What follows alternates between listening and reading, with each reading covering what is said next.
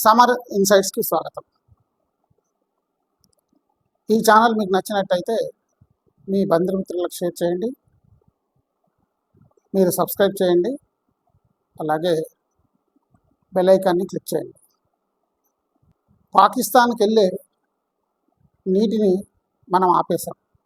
సింధు నది వాటర్ని మనం ఆపేసాం. అంటే ప్రభుత్వం ఏం చేసిందంటే సింధు నది జలాల ఒప్పందం ఏదైతే ఉందో మేము రద్దు చేసుకుంటున్నాం దాన్ని అని చెప్పేసి ఇప్పుడు పాకిస్తాన్ నీటికి కటకటలాడుతుంది. కానీ పాకిస్తాన్ ఇంకొకటి కూడా అనుకుంటుందేమో, మనకి వచ్చే బ్రహ్మపుత్ర నీటిని చైనా నుండి ఆపేద్దాం అని, చైనాకి మీరు బ్రహ్మపుత్ర నీటిని ఆపేయండి అని పాకిస్తాన్ చెప్పొచ్చు. ఒక అవకాశం ఉంది.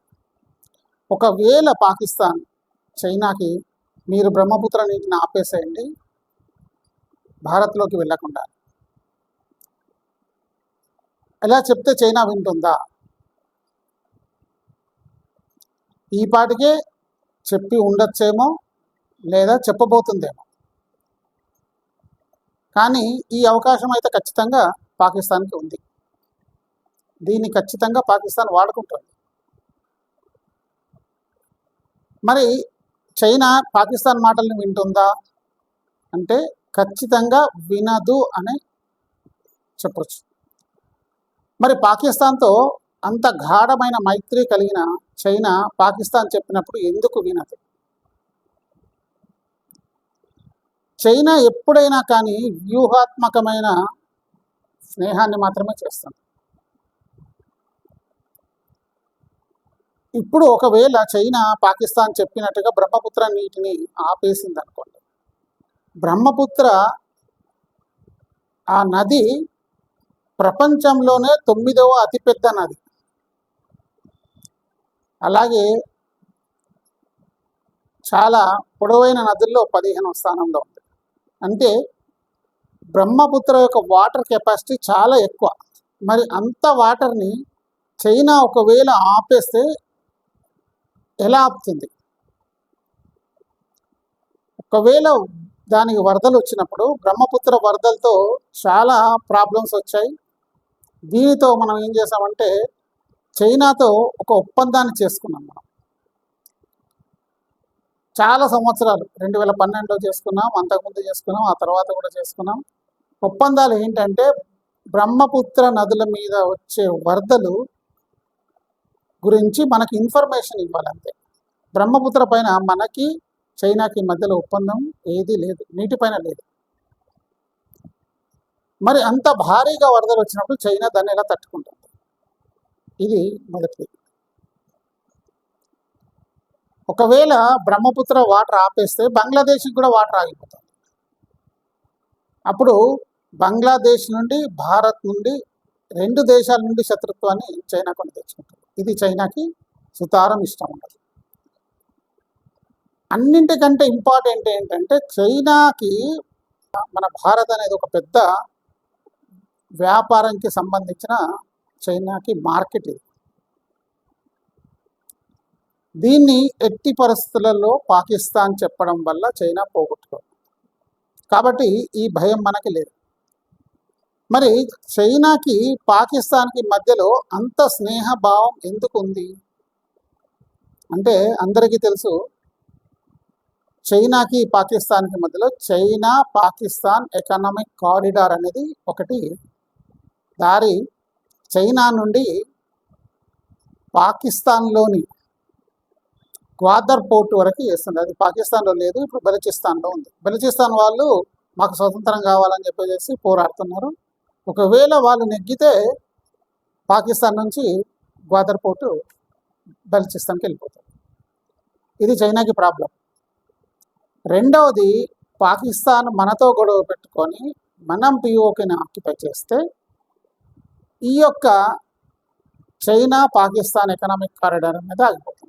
దానిపైన చైనా $62 బిలియన్ పెట్టింది పెట్టుబడి.